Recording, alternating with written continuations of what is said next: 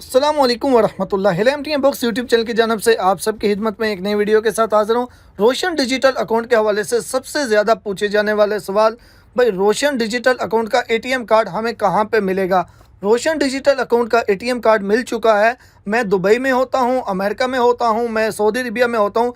यहाँ की ATM machine से मैं पैसे कैसे निकालूंगा? क्या मैं पाकिस्तान से बाहर रहते हुए किसी दूसरे मुल्क की डिपॉजिट मशीन में इस कार्ड को यूज़ करके, कार्ड को डाल के, तो इसमें पैसे डिपॉजिट कर सकता हूँ या नहीं? इस कार्ड का पाकिस्तान से बाहर रहते हुए क्या फ़ायदा है? इस तरह के बहुत से सवालात इंशाल्लाह आज की इस वीडियो में कवर करेंगे। तो रोशन डिजिटल अकाउंट के कार्ड के हवाले से जितने भी आपके सवाल होंगे वो इंशाल्लाह मैक्सिमम उम्मीद है कि आपके क्लियर हो जाएंगे। तो अपने टॉपिक की जानब चलते हैं। उससे पहले छोटी सी रिक्वेस्ट, वीडियो को लाइक और चैनल को सब्सक्राइब ज़रूर कीजिएगा। अब हम चलते हैं जी अपने टॉपिक की जानब। सबसे पहली चीज़ ये है कि आपको कार्ड कहाँ पे मिलेगा।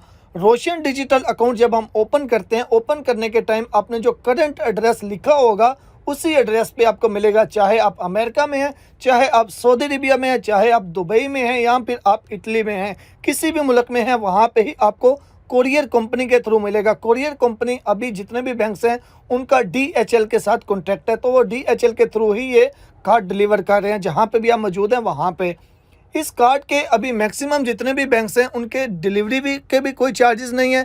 पहले थे कुछ बैंक्स के, लेकिन अभी मैक्सिमम जो बैंक्स हैं उनमें ना ही इसके कोई डिलीवरी चार्जेस हैं, ना ही इस कार्ड के कोई सालाना चार्जेस हैं, और ना ही इस कार्ड के कोई इशू चार्जेस हैं। यानी कि कार्ड लेने के जो कार्ड इशू होते हैं उसके कोई चार्जेस हैं, यानी कि किसी किस्म के कोई चार्जेस नहीं है।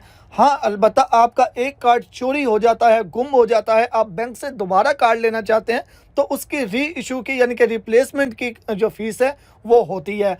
अब उसके बाद ये बात करते हैं कि पाकिस्तान से बाहर इस कार्ड का क्या फ़ायदा है। हमें कार्ड तो मिल गया, अब हम इसको खाली जेब में रखेंगे या इससे कोई फ़ायदा भी उठाएंगे? इसका जवाब देने से पहले मैं आपको एक अहम चीज़ बताना चाहता हूँ। जितने भी बैंक्स हैं दुनिया में, जितने भी बैंक्स हैं, उन सब के जो कार्ड इशू होते हैं वो मैक्सिमम यानी कि हर मुल्क का अपना भी होता है, लेकिन जो कार्ड मास्टर कार्ड या वीज़ा कार्ड होता है, मास्टर कार्ड और वीज़ा कार्ड का लोगो आपको कार्ड के ऊपर नज़र आ जाएगा। अब ये जो वीज़ा कार्ड और मास्टर कार्ड है, इसका मतलब क्या है? वीज़ा और मास्टर कार्ड ये दोनों चीज़ें जो हैं, यानी कि वीज़ा और मास्टर, ये इंटरनेशनली सर्विसेज हैं जिनका बैंक के साथ लिंक होता है। इनकी पूरी दुनिया के अंदर यानी कि हर दुनिया का कोई भी ऐसा मुल्क नहीं है जहाँ पे इनकी सर्विस नहीं हो, वीज़ा कार्ड की और मास्टर कार्ड की।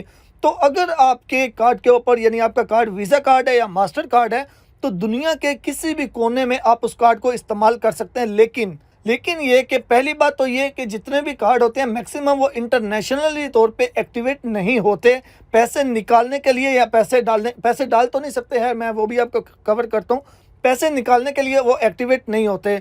तो जिस भी मुल्क का आपका कार्ड है यानी कि जिस बैंक का आपका कार्ड है, पहले आपको हेल्पलाइन पर रब्ता करके उस कार्ड को एक्टिवेट करवाना होगा कि मैं इसको इंटरनेशनली तौर पे यूज़ करना चाहता हूँ। उसके बाद एक चीज़ सबसे आपको अहम बताता चलूँ कि किसी भी एक मुल्क का कार्ड जब हम दूसरे मुल्क में पैसे निकालने के लिए इस्तेमाल करते हैं तो उस पे टैक्स लगता है। टैक्स कितना लगता है वो हर बैंक का अपना अपना हिसाब होता है।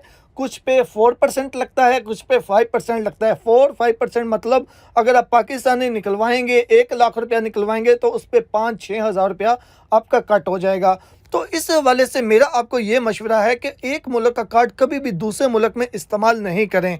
आप ऑनलाइन किसी वेबसाइट पे शॉपिंग करना चाहते हैं वो करें, उसमें कोई इशू नहीं है, कोई इजाफी चार्जेस नहीं होते। यानी कि मैं सऊदी अरबिया में रहता हूँ, मैंने पाकिस्तानी अपना कार्ड HBL का रिसीव कर लिया है, तो मैं किसी वेबसाइट पे पेमेंट करना चाहता हूँ तो मैं उससे करूँगा, कोई इशू नहीं होगा और उस पर कोई इजाफी चार्जेस भी नहीं लगेंगे। लेकिन पैसे निकालने के लिए इस्तेमाल करूँगा तो मुश्किल होगी। तो इसलिए आप पैसे निकालने के लिए पाकिस्तान से बाहर रहते हुए आप इसको इस्तेमाल नहीं करें। आप अपने इस अकाउंट में पैसे भेजें उतने जितने आप वहाँ पर सेव करना चाहते हैं। अगर आपको अपने मुल्क में जहाँ पर आप इस टाइम मौजूद है वहाँ पर पैसों की ज़रूरत है तो फिर आप अपने पास ही रखें, यानी कि उधर भेज के दोबारा उस कार्ड के ज़रिए नहीं वापस मंगवाएं।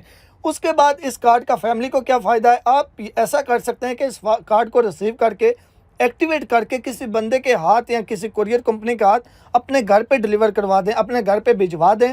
फिर आपकी फैमिली मेंबर उस कार्ड से पाकिस्तान के अंदर से जितने पैसे निकालने चाहेंगे जो आप उसमें भेजेंगे तो वो उससे निकाल लेंगे।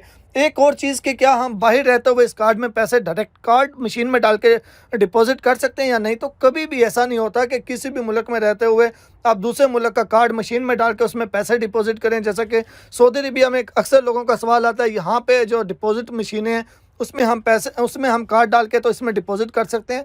आप बिल्कुल भी उसमें कार्ड डाल के इसको डिपॉजिट नहीं कर सकते। इस अकाउंट में पैसे जैसे हम अपने अकाउंट में पाकिस्तान रेमिटेंस भेजते हैं, उसी तरीके से किसी भी बैंक में जाके या रेमिटेंस सर्विस पे जाके आपने अपना अकाउंट नंबर देना होता है और बोलना होता है कि मेरे इस अकाउंट में पैसे भेज दें।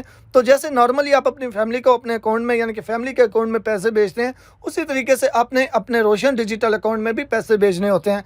तो उम्मीद है कि ये अकाउंट्स के हवाले से यानी कि ये कार्ड के हवाले के जितने भी सवाल थे आपके क्लियर हो चुके होंगे। आप अपनी फीडबैक कमेंट्स बॉक्स में ज़रूर दीजिएगा। दुआ में याद रखिएगा। अल्लाह हाफिज़।